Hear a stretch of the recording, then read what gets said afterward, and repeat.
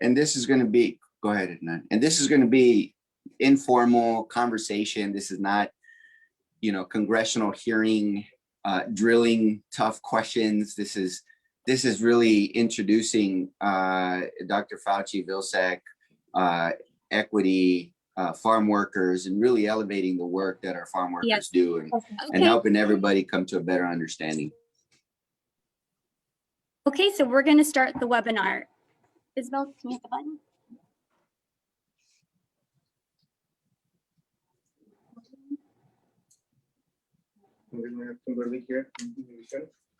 Oh, we're not muted. What does it say? Secretary Vilsack, we're going to be visiting you often, so we're going to make sure we teach you Spanish. Okay, good. Okay, we are live and we're recording. Great. Good afternoon, everyone. Thank you for joining us today. My name is Congressman and Dr. Raul Ruiz. I represent California's 36th district. It's in the eastern Riverside County, the San Jacinto Valley, the San Gorgonio Pass area, as well as the Coachella Valley and Blythe in Southern California. I am an emergency medicine physician and a public health expert with training in humanitarian and disaster aid. I'm also the chair of the Congressional Hispanic Caucus. It is a pleasure to welcome you today as the CHC honors National Farmworkers Awareness Week by hosting a discussion on protecting farm workers from COVID-19. I'm the son of farm workers, and I grew up in Coachella, an under-resourced farm worker community. I first lived in a farm worker trailer park. My farm worker parents and neighbors taught me the values of hard work and taking care of one another. Because of this, I've been advocating tirelessly for our farm worker communities in Southern California and around our nation, especially during this public health crisis. The COVID-19 pandemic has highlighted the importance of food and nutrition to prevent illness, heal from COVID-19, and how important a stable farm workforce is for our food supply chain. Farm workers are amongst the highest risk to get infected, infect others, and die from COVID-19. They're literally dying to feed you, to feed all Americans, so that we can stay healthy and beat this virus. We must honor the work of high-risk essential workers like farm workers who have served our country during a time of great need by protecting them from COVID-19 and helping them stay alive. Today's discussion will be bilingual. Some will be in English and some in Spanish. I will now say a few words in Spanish. Los trabajadores agrícolas han arriesgado sus vidas a diario mientras continúan trabajando en la primera línea de la pandemia. El caucus hispano del Congreso está muy orgulloso de apoyar a los trabajadores agrícolas y proporcionarles con información y recursos sobre la protección del virus. Today, we will hear from two panels. First, we will hear opening remarks from the first panel and then have a question and answer discussion. After that, we will go to the second panel for opening remarks before holding another question and answer discussion. So for our first panel, we have brought a premier doctor, a COVID-19 expert, also known as America's doctor, Dr. Anthony Fauci, director of the National Institute of Allergy and Infectious Disease. And we're also joined by the United States Department of Agriculture Secretary Tom Vilsack. After the first panel, we hear from a second panel. The second panel will be with Teresa Romero, President of the United Farm Workers, Dr. Eliseo Perez Estable, Director of the National Institute on Minority Health and Disparities, and Millie Treviño Sauceda, Board President Emeritus of Líderes Campesinas and Executive Director of Alianza Nacional de Campesinas. I also want to recognize my co-host and co-moderator, CHC's very own Congresswoman Sylvia Garcia. Congresswoman Sylvia Garcia was elected to the U.S. House of Representatives in November of 2018 and is the first Latina to ever represent the Texas 29th Congressional District. Congresswoman Sylvia Garcia serves on the House Judiciary and House Financial Services Committee. She is a native of Palito Blanco, a South Texas farming community. She is a doctor of farm workers and worked in the fields herself. Her perspective will be valuable in this discussion as a Latina and someone who understands firsthand the experiences of farm workers. Now I'd like Representative Garcia to give her opening remarks. Don't forget to unmute yourself. Minor detail. Thank you, Chairman Reese, for such a great introduction and for putting together this panel for the Congressional Hispanic Caucus, and to our special guest, Dr. Fauci and Secretary Vilsack. Thank you for coming. Bienvenidos. We hope to have a good conversation about the realities facing farm workers all across America. While I am proud to know that the House has worked diligently to pass the American Rescue Plan and the Workforce Modernization Act, among others, there's still much work to be done. Make no mistake, agricultural workers are crucial to our economy, and these bills recognize the humanity of farm workers and their families, not just focus on them as people for labor, but to look at the humanity of the families themselves. You know, Dr. Reese, with your introduction, it reminded me of the days of having to pick cotton. And as I tell my friends now, and even my nieces and nephews, and rest assured, I didn't do that for fun. And I didn't do it to buy a new pair of Nike shoes. I did it to help my family and to help hold our families together. And I can tell you, when we had the hearing on the Farm Workforce Modernization Act, that's the reason that farm workers are still out there working in the fields, to keep their families together, to make sure that they can have a good quality of life. But regrettably, not much has changed. Dr. Fauci, I still remember working in that South Texas heat, picking cotton at a young age, and getting so sunburned, and sometimes even to the point of getting a nosebleed.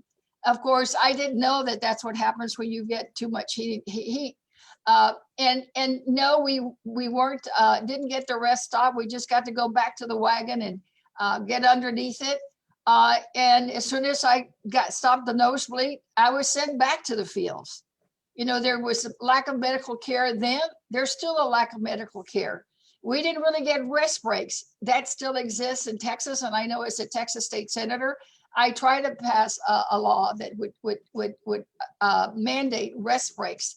And we still don't have that in Texas. I'm not sure if we have it across the country. The lack of medical care is real then as it was today. The lack of the food and being able to just even go use the bathroom. We had to do it out in the fields or behind a bush somewhere because there was no facilities. So it just breaks my heart that what I face is still faced by many young people across the country. I remember one young person who testified before our hearing, and she talked about that, and she was almost in tears, and she said that she had to do it because that was her way of helping her family. But since the pandemic, we know that this is an area where, you know, I get to work from home. Many people get to work from home, but farm workers can't. In fact, they're out in the fields picking crops, doing the essential work to make sure that we can stay at home and that we can feed our families. So this is really about a conversation on what else we need to be doing to make sure that all our farm workers are protected, that they get the testing that they need, that they get the vaccines that they need, and that they have a better quality of life. So I'm looking forward to the full discussion, not only with the first panel, but again, the second panel, who can tell us what's really happening on the ground and what our next step should be. So, Mr. Chairman, with that, I yield back and let's get rolling. Thank you, Representative Garcia. It is now my honor to introduce to you our first speaker, Dr. Anthony Fauci, Director of the National Institute of Allergy and Infectious Diseases, who will give opening remarks. Dr. Fauci, the floor is yours. Thank you very much, Chairman Ruiz and Congresswoman Garcia and the Congressional Hispanic Caucus for organizing this really important discussion. It's a pleasure to be joining on this panel with Secretary Vilsack. I want to thank, first of all of the farm workers, as you mentioned, who have really helped keep our country going through this extraordinary challenge of this pandemic. I think they're very underappreciated in the work they do to keep our country going. We are still right now, as you know, from the last few days of the press conferences that we've given at the White House, at a crucial point in the pandemic, where we are seeing a plateauing and now even an increasing in cases, which is very disconcerting. We had a major peak following the holiday season of Christmas and New Year's and through January and early February. Then we had a precipitous drop downward, but now we've plateaued at anywhere between 50 and 65,000 cases a day, which is really very precarious. I tell you that because now is not the time to pull back on mitigation efforts.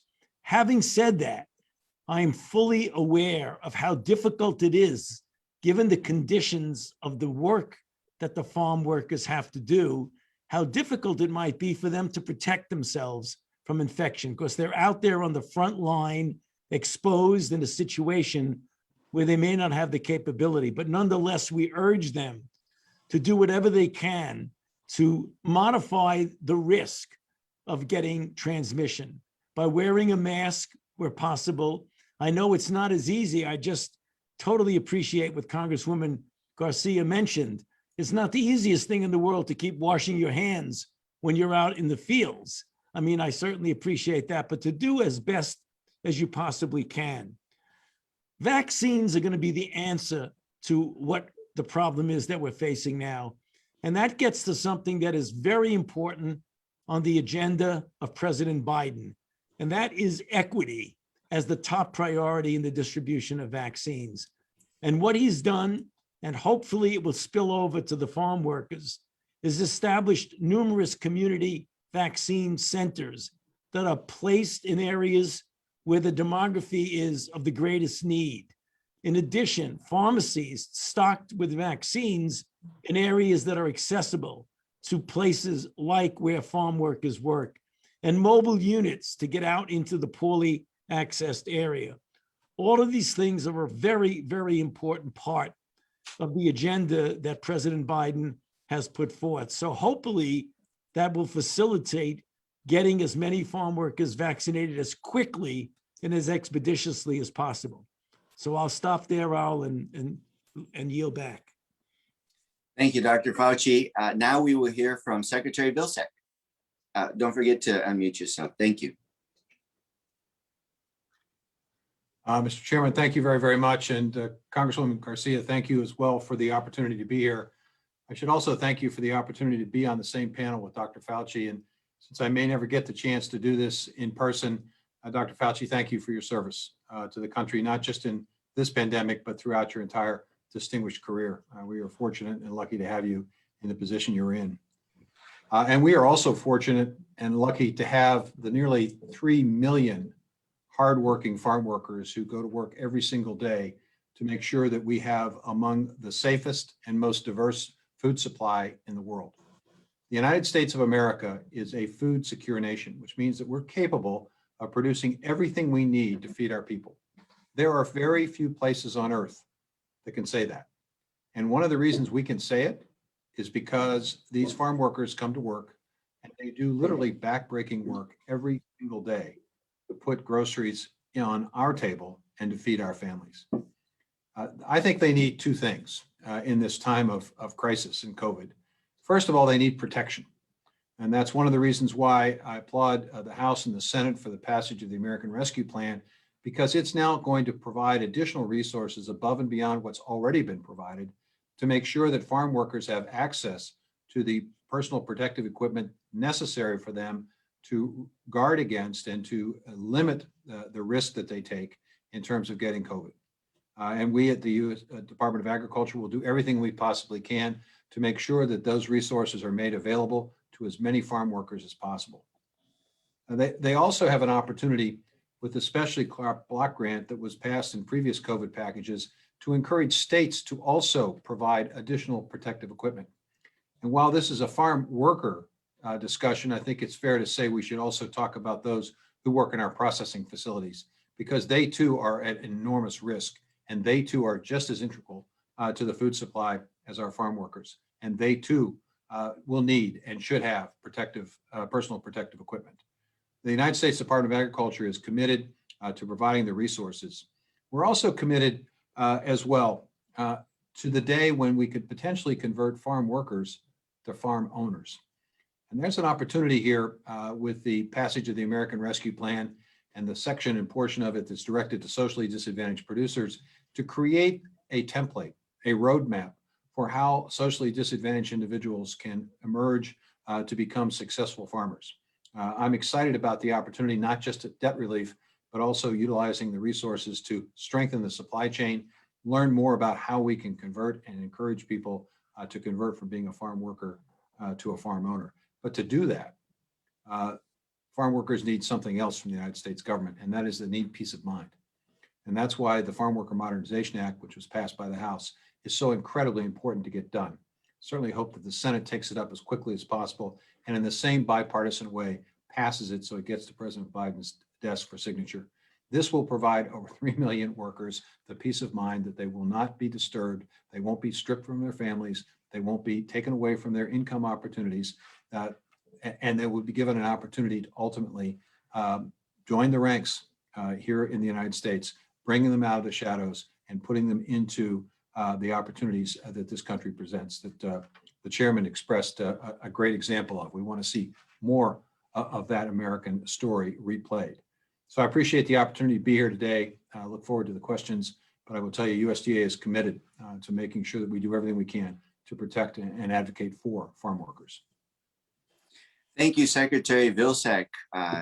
It's important to mention that Secretary Vilsack served as the USDA Secretary for 8 years under President Barack Obama. And just by hearing him, you can understand his intimate understanding of the agricultural industry and farm worker issues. Thank you for your remarks, Secretary Vilsack. Now let's get the conversation going. The first question is going to go to Dr. Fauci. You know, during our hearings in Energy and Commerce, we often talk about equity. And you mentioned it earlier. The farm workers are some of the most hard to reach and also highest risk. And the numbers are showing that they're getting infected, they're infecting their family, the community, and also dying from COVID-19 at a much higher rate than the general population.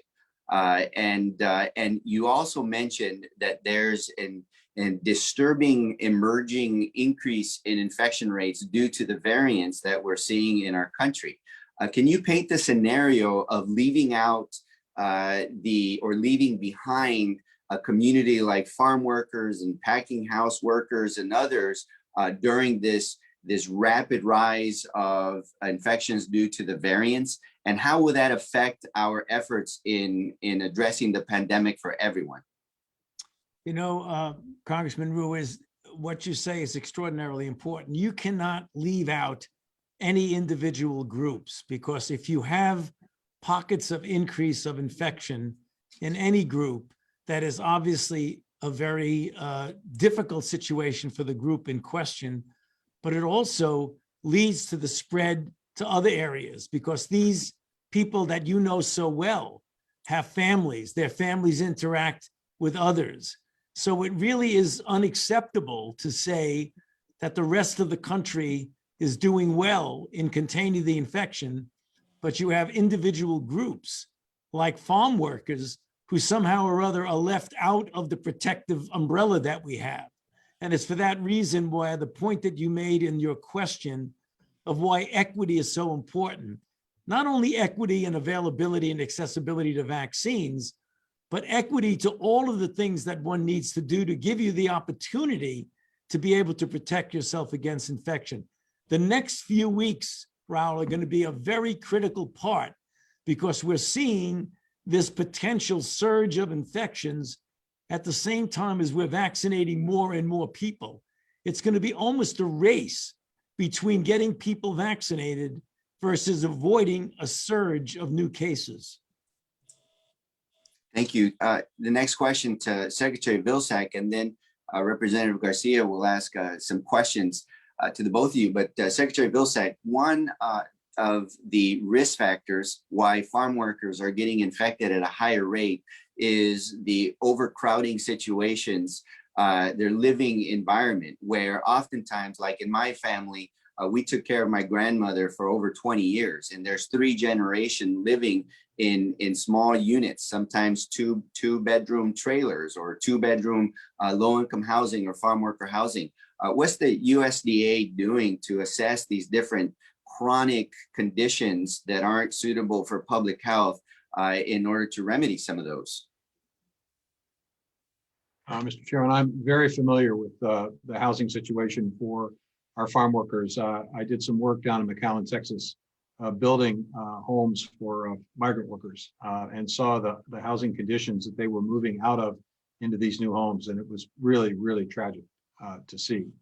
The United States Department of Agriculture does have a program that is designed to provide assistance and help to ensure that we have adequate housing for farm workers. And we are implementing that program and looking for additional resources into that program in order to provide the kind of opportunities that you and I think these hardworking families ought to have. And frankly, we're going to look for ways in which we can deepen our connection at USDA between USDA and farm workers. I think we need to have a greater presence on the platform, if you will, advocating on behalf of farm workers. And I think to the extent that we can beef up our commitment in our partnership programs to entities like United Farm Workers, looking for opportunities to be able to better advocate, to better educate you as a member of Congress. Not that you need educated, but many of your fellow members of Congress do, about these housing conditions so that they can see fit to provide additional resources to USDA to build better housing. Thank you. Sylvia, would you like to ask some questions? Don't forget to unmute yourself. Yep, thank you, Mr. Chairman. And Dr. Fauci, I'll begin with you. I want to follow up on this notion of mobile units. Does this mean that a mobile unit will actually go to the farms, much like a taco truck goes to an employee site, and actually administer the vaccines? And secondly, will people still have to go online somewhere and access registration and the vaccine through some technology? Because I'm concerned that many farm workers don't have access to computers, to Wi-Fi, and may not be able to navigate the system. So are you using the taco truck model, where food model, where we go to the job site and people can just on-site registration and get the shot that day, kind of like I still remember when the bookmobile would come to the countryside where I grew up with books. Will it be made easy so that we can achieve that equity that you're talking about? It's definitely the taco truck model, as a matter of fact. So that's the whole purpose. And it will be mobile units going into communities. And I would hope that it would also be the farm worker community. I think we can make sure that that happens, but it will not require any pre-registering or predetermination, which is the whole purpose of the mobile unit. It really is, like you were alluding to, a taco truck or an ice cream truck. You pull into the area, people come up, they line up, they sign up, they get vaccinated, and that's it. You're not going to have to make an appointment for a mobile truck. So we'll go out to the fields then to make it.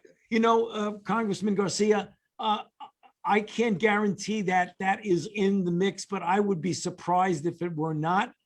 And I think a quick call from Raul Ruiz to the medical unit would make that happen. I'll try myself. In fact, I have a meeting this evening with the team. I will bring up that I was on this webinar right now, and that came up to make sure that we do get that mobile unit to the farm workers. Well, thank you for that, because I know that transportation is always a challenge, right, in rural areas and farm worker areas. So we need to make it as easy as possible so more people get the vaccine. Mr. Secretary, I wanted to ask you a follow-up about the housing for farm workers. I know in Texas, I think we've got like 250,000 farms, and millions of Texans do some sort of farming, and there's a lot of barriers to housing in rural areas, not just for farm workers, but for many others. Can you tell me more about this housing and how is it working? How do people sign up to try to see if there's some in their area? Tell us a little more, please. It is working, Congresswoman, but I would say that it's probably not large enough a program to actually cover all of the people that you and I are concerned about. That's why it's important first to see if we can get additional resources into the program. Secondly, that's why the Farm Worker Modernization Act is so important, because by bringing these folks out of the shadows, then potentially they could also benefit from some of the other housing assistance programs that we have at USDA, which reach a much broader audience and provide more help and assistance. So I think it's a combination of two of those things. I might also add it in response to the question that you directed to Dr. Fauci. The Department of Agriculture, as you know, was given in the American Rescue Plan $500 million that is designed to provide resources to rural health facilities and operations, in part to assist in creating more vaccination opportunities. So it's conceivable that those resources could form a partnership between the local hospital and this effort to get a truck out into the farm fields. There's a partnership opportunity there that states ought to be seriously thinking about. Well, you anticipated the follow-up question, because I was going to ask that if there were in the nature of housing projects where you could have a clinic readily available for the COVID vaccine, but for testing and for some of the what the doctors call some of the usual screenings that you can do for better health outcomes. You can do that, and also at that point in time, you can also, to the extent folks are available to participate in these programs, you could also talk about SNAP, and you can talk about WIC, and you can talk about rental assistance. You can talk about a variety of programs that could be available that also, I think, create a stronger health foundation, if you will, so people can ward off the virus as best they can if they have proper nutrition, if they have decent housing, and if they have less stress, concerned about whether or not they have resources to make the next rent payment. Thank you, Mr. Secretary. Mr. Chairman, I yield. Thank you very much. Dr. Fauci, during our numerous oversight hearings, we've talked about the different phases of vaccine development. We talked about initially the research and development of the vaccine effort. We talked about the massive production. We talked about the distribution, and we talk about the administration. None of that works with equity unless you prioritize those that are most at risk of getting infected and dying. And even after you prioritize, you have to allocate vaccines. And oftentimes at the ground level, that's where the missing piece is, where they may put priority of the underserved Hispanic or farm worker communities, but most of the vaccines are going elsewhere. And then finally, methodology in the administering of the vaccine is so key, is to be able to partner with local organizations, to go into the fields, to go to the work site, to go to the housing developments, to identify the risks and address those risks head on. The Biden Equity Task Force has developed an incredible program with Rite Aid pharmacies. I've taken the retail pharmacies. I've worked with Rite Aid, for example, to go into the farm worker community, the high schools, the trailer parks to inoculate farm workers. The FQAC's community health program is another way of doing that. Also working with growers like the Coachella Valley Growers Association to provide the worksite vaccination campaigns with the county and other collaboratives like the Desert Healthcare District's Equity Task Force Collaborative is going to be key, working with promotoras. What is your message to the local organizations that are working so hard to get the vaccine in the arms of our most vulnerable, highest risk individuals? Well, the message is to make sure that you advocate to get the supply that you need, because as you know, Congressman Ruiz, that the allocations are made on a population prorated basis. And then the decision is made locally as to the distribution. So I would hope that there would be a strong advocacy to make sure that the actual doses get to the people who are in most need. As you know, the way it's going right now, the president has made it clear that starting on May 1st, everyone will be eligible to be vaccinated. You will no longer have to be in a special priority group. So we are rapidly getting to the point where you can just get vaccines and vaccinate virtually anybody in the farm worker group. And that's going to be coming soon. The thing we've got to make sure that there's enough doses that are allocated to that group to get it. And I think that's going to be local advocacy is going to do that, because the totality of the doses go to the individual states. And then from the states, it gets allocated locally. So I would just want to make sure that you have an advocate that's saying we need our share of doses in the farm worker group. You know, it's important to have that allocation as part of the equation of the vaccination effort from the top as well. So, for example, the federal program, the retail pharmacy program, ensures that 40% of the vaccines go into communities with a high social vulnerability index. We need more of these equity metrics that determine how the county or the state will allocate these vaccines into these hardest hit communities. And the final question is to you, Secretary Vilsack. Community collaboration is going to be key to effectively protect our farm workers, working with growers, working with our farm worker organization, but also with local nonprofits. We're having some incredible here in my district, including the community health workers or the promotoras or the health districts. What is USDA doing to foster those relationships, to empower local communities to do the hard work in the hardest to reach communities and get our most vulnerable vaccinated? Well, let me make a couple of comments in response to that question and also the previous question. The USDA has an interesting heat map called Distress Community Index. It basically breaks down by county, every single county in the United States, and highlights the most distressed, persistently poor counties in each state. So that may be one area that could potentially be used by governors to make a determination about allotments and distribution of vaccines, so that you're assured that the distressed community areas of the state are dealt with. I would say, let me start with where I ended with Congresswoman Garcia. It's a $500 million opportunity for us to connect those community activities and those nonprofit organizations with the healthcare community. Resources that are going to be provided to the state. The state can then distribute these resources to facilities that can partner with nonprofits. Why is that important? Because frankly, with all due respect to Dr. Fauci and everybody associated with the government, a lot of folks aren't necessarily trusting us on this issue of vaccination. But if we are linked to someone who is from the community, from a community building organization, from a nonprofit organization that has the trust of individuals who might be a little bit skeptical about being vaccinated, they can be a very powerful messenger in terms of encouraging people to participate. I saw this myself at the Corinthian Baptist Church on Saturday here in Des Moines. African-American church, pastors from those churches got vaccinated in public, and the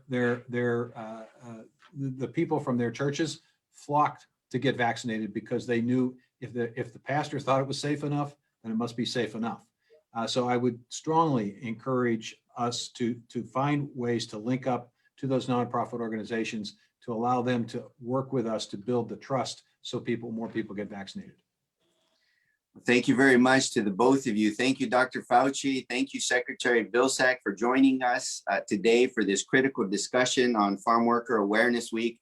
We've brought a deeper understanding to the conditions, the risks, and also the resiliency of the farm worker community. I know that both of you appreciate their labor, their hard work, their sacrifice, seeking a better life through their work in order to feed us. We didn't talk about the importance of nutrition, but now more than ever, we need to keep our immune systems up. We need to eat the vegetables and the fruits and the natural food that comes from our ground to really help us defeat this virus, stay healthy, and prevent getting sick. So thank you very much. I appreciate the both of you, and I'm sure we'll see each other in the halls of Congress or at a committee hearing sometime soon. This concludes our first panel. Next, I would like to welcome our next panel. Each speaker will provide 3 minutes of opening remarks, followed by a question and answer discussion. Our first speaker is United Farm Workers President Teresa Romero. She is the first Latina and first immigrant woman to become president of a national union in the United States. Que orgullo, what you make us very proud. So Miss Romero, the floor is yours. You have 3 minutes. Thank you very much, Chairman Rees and fellow members of Congress of the Congressional Hispanic Caucus. Thank you for convening this timely and urgent conversation about how to protect farm workers from COVID. The past year has been a time of great challenge and suffering for more than 2.5 million farm workers across the country. Historically, the agricultural sector has relied on people of color for food security, from predominantly African-American workers in the South to mostly migrant and seasonal workers from Mexico and Central America. About half of the US farm workers are undocumented, and they also face language barriers, issues that limit their ability to speak out in the workplace and enforce their rights against a range of abuses and unsafe working conditions. In California and the Pacific Northwest, farm workers suffer from a perfect storm of daily perils in 2020. They were the coronavirus pandemic, extreme heat, and choking smoke from wildfires. Farm workers often must live and commute and toil in overcrowded, substandard, and unsanitary conditions. The challenges are disheartening. Field workers can shelter in place or work from home. Federal, state, and local governments have classified them as essential workers. They must go to their jobs to feed America. Lack of transportation to and from the fields is an even bigger problem, which means that farm workers must commute with others and or rely on transportation provided by the employer or the farm labor contractors. Even if PPE and social distances are observed in fields and packing houses, which UFW surveys show that is too often not the case, farm workers frequently find themselves in close quarters. As you, Chairman Rees, mentioned, and you, Congresswoman Garcia, mentioned, they often lived in cramped, multi-generational households. And if they become ill with the virus or exposed to others who are sick, they have no other place to go in quarantine. When COVID first emerged, the UFW urged unionized employers to ensure proper protections. Most unionized employers did. The UFW also keeps in regular contact with about 50,000 plus farm workers, most of them non-union, through platforms exclusively for agricultural workers. We conduct surveys and receive a stream of comments and reports. They show too many non-union farm employers have not taken proper precautions to protect workers from the virus and provide the required PPE. All of this is why the coronavirus is disproportionately affecting agricultural workers and why infections and deaths are growing at alarming rates. At the national level, estimates suggest that more than 500,000 farm workers and farmers are likely to have contracted COVID-19. So government at all levels must do all it can to remedy these inequities. It begins with getting farm workers vaccinated as quick as possible. As Chairman Rees pointed out, in California, farm workers are literally dying to feed us. For the sake of farm workers' health and the nation's food security, there is much work to do to protect this population and vaccinate from COVID-19. A major survey just completed by the UFW Foundation, one of our sister organizations, received its responses via text from about 11,000 farm workers. The great majority said they want to get the vaccine. These results contradict the narrative among many journalists that large numbers of farm workers are reserved or skeptical about being vaccinated. That view has served as an excuse for some local health officials not to prioritize agricultural workers, since it's more challenging to reach, and we just talked about it, this rural immigration population. Farm workers are only hard to reach if we're not working with organizations that save them. And failure to prioritize farm workers would only exacerbate health disparities and put other food supply chain at risk. The UFW and the UFW Foundation know how to get the job done, and we have the work to show it. We are the Si Se Puede crowd. This month and next, we're joining with our partners in farm worker movement, as well as Latino groups and local governments to vaccinate thousands of farm workers throughout the community vaccination clinics, including our historic 40 acres property in the Nano and some unionized farms. In closing, I want to remind all of our listeners that food security is a national security issue. So I think Chairman Ruiz, the Hispanic Caucus, and members of the Agricultural Committee for ensuring that Congress and the administration are prioritizing farm workers in federal policy and COVID-19 funding. Si se puede. Si se puede. Thank you so much. Now we will hear from the director of the National Institute on Minority Health and Health Disparities, Dr. Eliseo J. Perez Estable.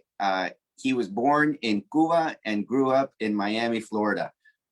Also, I forgot to mention this while Dr. Fauci was on, but today is Doctor's Day. So happy Doctor's Day, Dr. Perez Estable. Happy Doctor's Day. Dr. Perez Estable, the floor is yours. Thank you very much, Representative Ruiz. It's really an honor to be here with you again, even though virtually. And it's great to be with you as well, Representative Garcia, and to the Congressional Hispanic Caucus, and to all the trabajadores agrícolas out there. We really do appreciate and value everything that you do. So from the National Institutes of Health, I'll mention 4 things. First, at NIH, we stood up a program called the Community Engaged Alliance Against COVID-19. This was last August and September in response to the need to have better information on the science of this pandemic to our communities. Partnering with Dr. Gary Gibbons from the National Heart, Lung, Blood Institute, we have launched this program in 11 states, mostly in the Southeast, Arizona, California, and Michigan, about to expand to about 10 additional sites to really use trusted messengers, so local leaders, nurses, doctors, clergy, community organization leaders, to deliver the message about science, because we need to rebuild that trust in science that has been eroded by misinformation campaigns. Our initial goal was to get more participation in the studies on vaccines and therapeutics. Now that we have effective vaccines, we really are focusing on getting people vaccinated. Second, understanding why Latino populations are at higher risk of getting infected.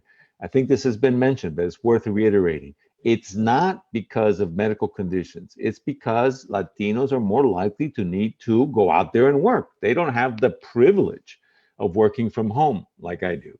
They live in more crowded settings. So if one person is infected, where will you shelter? Where will you isolate? There's one bathroom. How can you isolate in households like that? Whether they be 3 generations or 2 families or just less space, not single family homes with yards.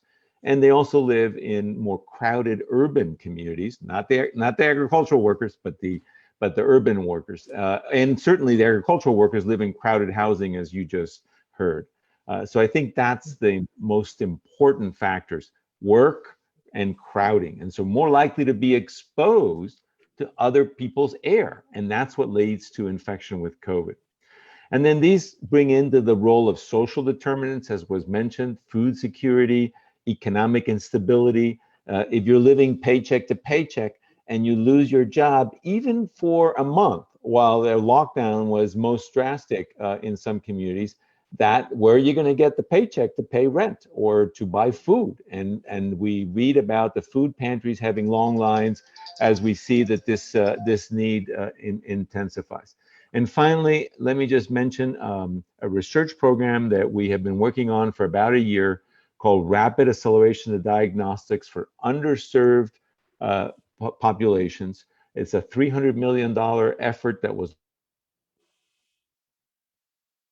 launched, appropriated by Congress last year to promote testing in underserved communities. We funded 59 projects in 33 states, including the District of Columbia and Puerto Rico and throughout the country. And we are just now beginning to see some of the results of that initial effort. So this is an area that we expect testing needs to continue to happen, even though we have effective vaccines so that we can monitor the state of the pandemic. So thank you very much, Congressman Ruiz. Thank you very much. Our final speaker is someone I have worked with closely before I even became a congressman as a community advocate and public health expert and a son of the farm worker community. She is also known as the founder of the farm workers women's movement in the United States since the late 80s. Milly Treviño Sauceda is the board president emeritus for Líderes Campesinas and executive director of Alianza Nacional de Campesinas. Ms. Treviño Sauceda, the floor is yours. Yes, when you're talking about in the late 80s, I was 5 years old. No, I'm just kidding. I always use that. Thank you. Muchas gracias. Quiero darte las gracias, congresista Dr. Raúl Ruiz, por continuar siendo nuestro campeón en representación y atender los problemas y todos los retos que nuestra comunidad campesina enfrenta. So, muchísimas gracias. Eso de todo corazón. Representante Sylvia Garcia, lo mismo. Muchísimas gracias. Es un honor estar aquí. My name is Milly Treviño Sauceda. As I was told when I was 5 years old, you're going to be called Milly. Hermila Maria is my name, my real name, but Milly is how people know me. And we represent a coalition of 15 grassroots farmer women organizations throughout the nation. They're in 11 different states. And Líderes Campesinas is one of the founding organizations that moved towards pioneering this organization. And we are advocating for civil, constitutional, and human rights of the more than 700,000 campesinas and other workers, women workers throughout our farm and food systems who are regularly subjected to an array of abuses, including sexual harassment and violence, wage theft, pesticide poisoning, and other toxic chemical exposures, aside from adding to what Teresa Romero also shared and Dr. Eliseo shared. And I'd like to share just very quick, and I had to put it in writing because if not, I'm going to go on tangents, saying other stuff. We have done a lot as farm workers, aside from feeding the nation, we have done a lot in terms of when COVID started, in terms of calling on attention to the issues of farm worker women and their families, and either via letters, meetings, visits with public officials, federal and state agencies to call attention to the lack of equity in getting the resources and or support. We were called essential workers finally last year when we have always been essential workers. We know that. We know that. We're doing a lot of work to build that trust, like Dr. Eliseo was talking about. Yes, we have been for decades trying to do that, but with the pandemic, it got worse, and so we had to restart doing that a lot. So I want to share that as essential workers, campesinas and other immigrant women workers are the backbone of the nation's agricultural industry, who, despite the vulnerability to COVID-19 COVID-19, we have continued to feed the nation, as I was sharing earlier, and some of our colleagues were sharing earlier, and to sustain our families and communities during the pandemic. Across the country, over 89,000 farm and food system workers have tested positive for COVID-19, and over 400 workers have died. In California alone, campesinas and other farm and food system workers are more likely to die from COVID-19 than in any other industry. That's very sad, because they lack the basic protections and adequate wages. They do not have health insurance to start with. Many campesinas are also forced to work and travel in cramped, unsafe conditions and reside in crowded houses with no place to self-quarantine, just like Dr. Eliseo was talking about, and unsafe conditions. And the vast majority of campesinas are undocumented immigrants, temporary and seasonal workers, guest workers, and refugees who lack access to healthcare and medical services, or they fear accessing the few services that are made available to them because of their immigration status.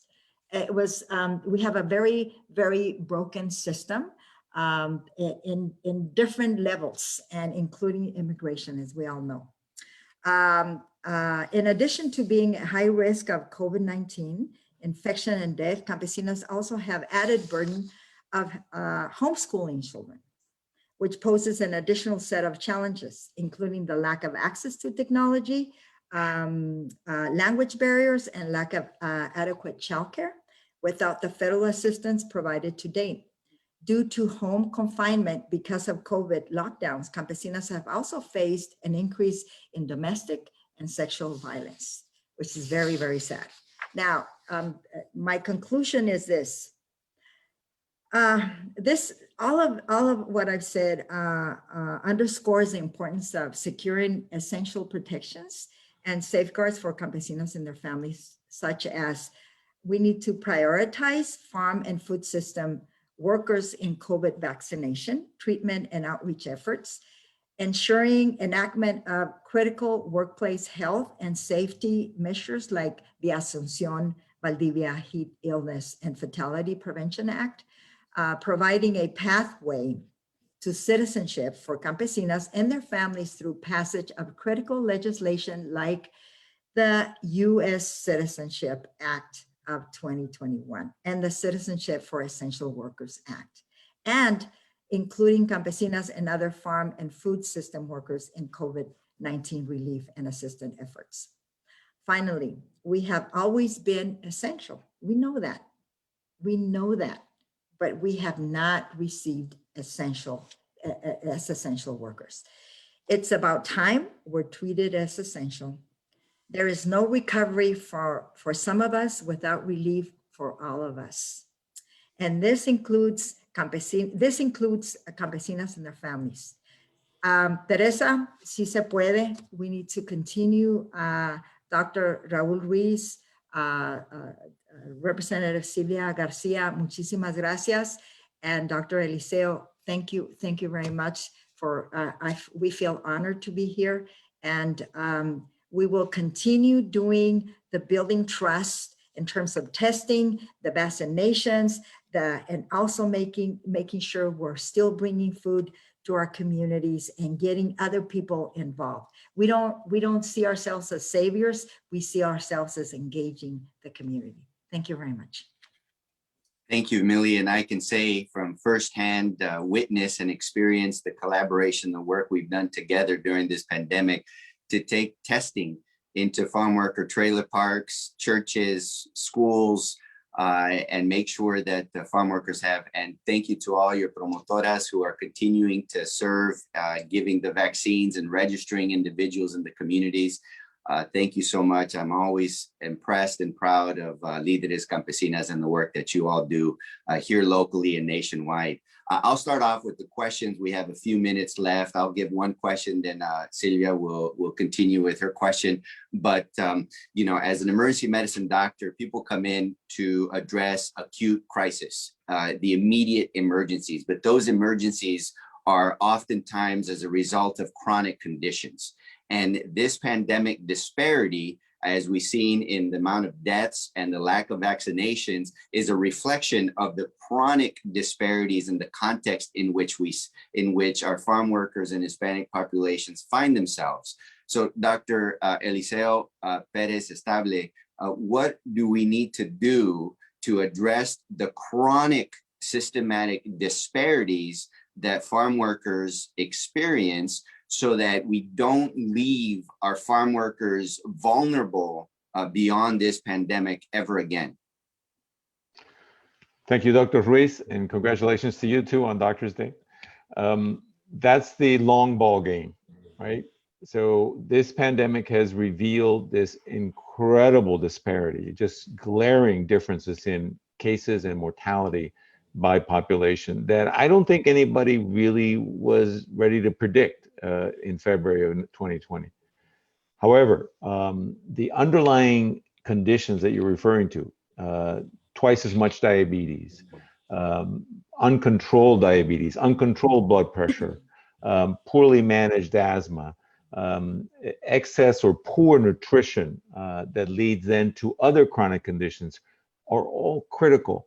And they all will depend on access to care, first of all. So you need to have some sort of health care coverage for everyone in some way. Second, have something that's readily available for a physician or a clinician, nurse practitioner, physician assistant, who the individual can depend on for managing these common chronic conditions. Bringing them under control takes years to get there. This is not something that we can fix with vaccines over a course of a year. This takes a long time and investment. And then building that trusting relationship between individual patients and their doctor, and where you have to overcome the language barriers, the cultural issues, and the confianza that the person will be there for you. Thank you very much. It is a sad irony that although the United States is one of the only countries that can provide food for its enough capacity to provide food, that it is in fact the children of farm workers, 1 out of 3 experience food insecurity in our nation, if not more. It is the irony that those that pick our crops don't have access to affordable crops to stay healthy themselves. With that, Sylvia, you can please ask the next question. Oh, thank you, Dr. Reese, and happy Doctor's Day. I didn't know that it was. I know that that this week is National Farmworkers Awareness Week, and tomorrow is Cesar's birthday. So I guess I was caught up in all the farm worker loyalty that I forgot about the doctor. So happy Doctor's Day. And Teresa, felicidades, congratulations, first woman president. I'm really proud. It's good to see some strong mujeres on the panel. And I wanted to talk just specifically about some of the issues that do face women who are farm workers. I know that Tilly, you mentioned some of them, but Teresa, is there anything else that we could be doing in Congress to make sure that we focus on las mujeres that are the caretakers, that are the heads of households sometimes, that are the ones that do have to manage to try to teach those kids from home now because they're not going to school? I mean, what else could we be doing to add to some of the legislation that we've passed? And of course, we're looking at the U.S. Citizenship Act, but what else could we be doing? Thank you, Congresswoman Garcia, for the question, and happy Doctor's Day. It is important that we understand that women have, and it's not only in the fields, but it is especially difficult in the fields. They have 2 jobs every day. They go and work in the fields for 10, 12 hours, and they still come home and are mothers and wives and have to take the responsibilities of the household. Many of these women are single mothers. And if you think about right now, access to technology in rural areas is very difficult. access to childcare. You know, they're having to choose either I stay with my child because I cannot leave them alone, or I go to work to put food on the table. And even if they stay at home, they don't have the capacity and the ability to make sure that their kids are receiving the education that they need to receive. So the kids are falling behind because they don't have the access to the technology and the time to ensure that the children are taking the classes that they need to take.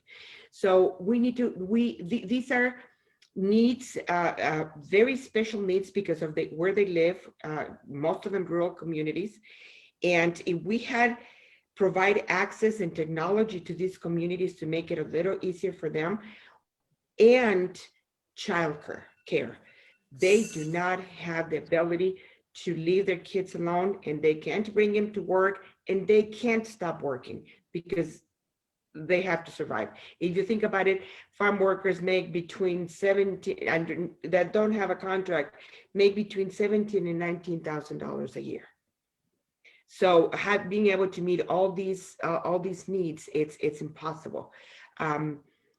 So childcare, technology, access to remote schooling for the children it would be a huge difference for farm workers, and especially for women. Thank you. And Tilly, did you want to add anything to that? Millie? Yeah, Oh, I will. I thought it was Tilly. Sorry. Tilly, That's okay. That's okay. Thank you for allowing me to respond to that. We feel that it's very, very important that we have long-term investment in childcare. Why? Because and education. Why? Because we've been talking about we don't know what's going to happen afterwards. There was a very, very large shift when because of COVID, in terms of how we had to deal with stuff. Yes, we had to go out there and work.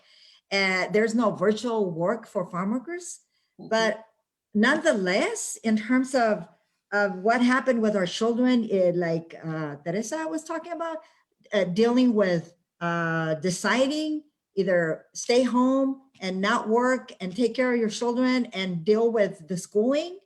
At the same time, take your children because you needed to work, and then certain growers using that opportunity to have children working or additional people working, and maybe only paying the parent, not necessarily paying. All these things are happening. So it's about being real, understanding all the different issues that are happening. We have, by doing the grassroots and being out there with the community, we're finding out so many things, so many more things. The pregnant women, we're not talking about pregnant women working. They have to work and they're already exposed to the chemicals. And then to top it off, we have found cases of women losing their fetus or having complications in their pregnancy because of COVID. And because of all this really ridiculous way how we've been treated as essential workers, quote unquote essential workers, having us work there. So for us, there's a lot of, we feel that the personal protective equipment is still needed and will continue still be needing it, and education, and then resources to the community. Yeah, promotoras are very good, very, very good in terms of what they do. We decided to call ourselves organizadoras. You know why? Because as organizers, we know that we continue the work being there, any funding or not. Okay, and for us, it's very, very important. Just to finish off, I think making sure that the reauthorization of Vawa is very, very important. Why? Because violence against women. And if there's any rules and regulations, California is the one that has more rules and regulations. The enforcement, we need more funding for these agencies to have more people to enforce. Many people don't even know that all these regulations exist, or right. If they don't know or live in states where there's no regulations, it makes it even worse. So we need a lot of support. We need to be believed in what's going on. Yes, Representative Sylvia Garcia, you know what?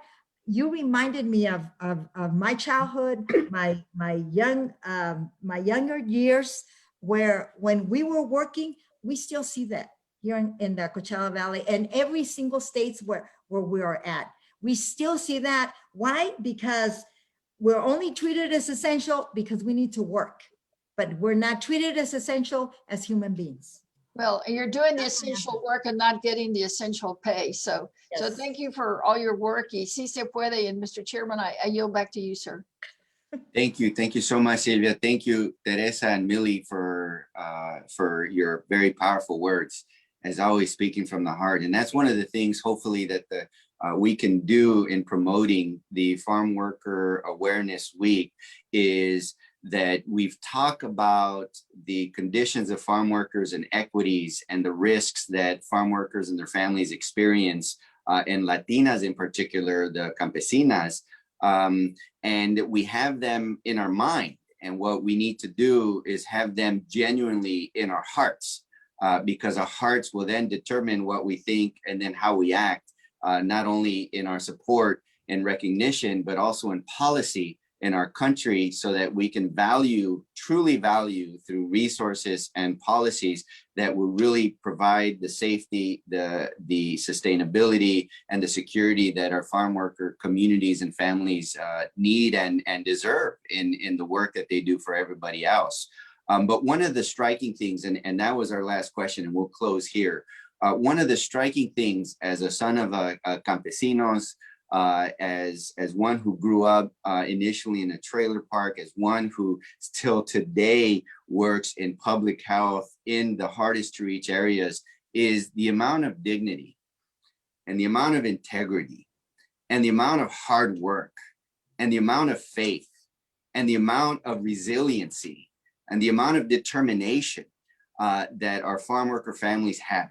That although they live in the most underserved communities in our nation, although they live in the most environmentally unhealthy, unjust locations where they're exposed to the dust and the particulate matters and the arsenic in the waters, for example, in our trailer parks, or the pesticides and the chemicals, and although our children go to school in the most under-resourced schools and dilapidated schools, and oftentimes in little trailers, makeshift classrooms that's overcrowded, although they live in the most overcrowded housing in our country, they still dream, they still work hard, they still believe in their work in our nation, and they sacrifice so much to give their children opportunities that they never had, like my parents did for me. So, we really appreciate you taking the time to share your knowledge and insights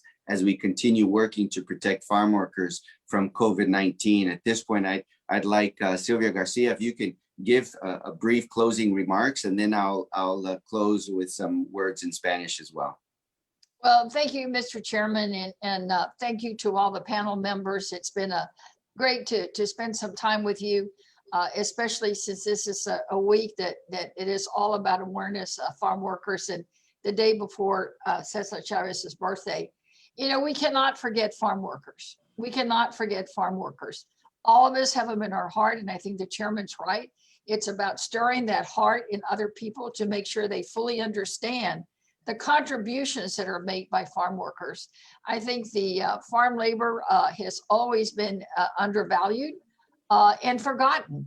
And I think that as we approach a place where we're already reaching the 200 million shot mark, and we're trying to get everybody vaccinated, that when they say we will not leave anyone behind, that they truly don't leave anyone behind. Not because of where they live or what language barrier they may have or what access they may not have. We need to make sure that everyone's covered. And I'm going to hold Dr. Fauci to his word and ask the chairman to please call and make sure that they use the taco truck model of sending the shots to the people instead of the people to the shots. Because I've been fighting that here locally in the Houston area too. my whole mantra is, shots to people, not people to shots, because, in our city, we're so large that some of the sites are just, there's no bus routes, there's no way to get there. So we got to make sure that people have real access, not just access on paper that looks good, but that really works for people. So please count on me to be a co-champion with Dr. Reese. I've supported the farm workers from day one. I still remember when Cesar first came to Houston. I still have a picture with him. I have my old farm worker shirt. Frankly, I probably should have worn it today. But I'll be there with you today. I'll be with you tomorrow and every day until we make sure that farm workers are treated fairly, with equity and with dignity, and that all farm worker children have the opportunity that Dr. Reese and I did to succeed and fulfill their dreams, because that's what this country's about. So thank you all for having me. And Dr. Reese, back to you. Sylvia, as always, you brought chills to my skin. You're such an inspiration and such a powerhouse within the Congressional Hispanic Caucus, and you truly are a national leader for so many communities and so many causes. And we really appreciate you and your words and your life experience working in the fields, picking cotton. There is light at the end of the tunnel, but we must remain vigilant in continuing to practice safety precautions like wearing a mask, washing hands frequently, and practicing physical distancing. We must do this in honor of our mothers, our grandmothers, for the sacrifice that they did for all of us in working in the fields so hard. I heard stories. My grandmother would wake up at 4 a.m. up in the Northern California area on some summers with my aunts to start making the tortillas to sell them for a nickel for the farm workers as they went out to the field. And I do too remember Cesar Chavez organizing our parents at the Coachella Valley High School here in the district. And in fact, Sylvia, when I was a pre-med student and undergrad at UCLA, I had a poster of a quote from Cesar Chavez that was my guiding drive often. And I saw it every night as I dreamed about becoming a doctor. And it said, the end goal of all education should surely be service to the community. And that was that fire that I developed early as a boy, dreaming in the fields in the farm worker trailer park about serving our nation, serving the community, and using the education for the betterment of others. And so together, we can take that drive that our parents taught us so much, and we can defeat the virus. We can build back better, and we can create a better life for those that sacrifice so much to feed all of us in our country. Gracias a todos por acompañarnos hoy. Aunque hay luz en el final del túnel, debemos permanecer atentos a seguir practicando precauciones de seguridad como usar una mascarilla, lavarse las manos con frecuencia y practicar el distanciamiento físico. Juntos podemos derrotar al virus. I want to thank all of our panelists today. I want to thank you all for your incredible work in our communities, for your leadership, for your understanding. And today and throughout the week and every day, I want to thank our farm workers. I want to thank all of those who have worked in the fields with calloused hands and tired backs, with minimal rest, day in and day out, who have sacrificed so much. I want to thank las campesinas, who endure so much injustice, but continue to stand up tall and fight with resiliency and demand a more equitable and just society for their families and for themselves. I want to thank you and be safe, appreciate our farm workers, and remember them during your next meal. So thank you, and that concludes this session. Thank you. Thank you very much. Campesinos Rising. Thank you. Thank you. Gracias.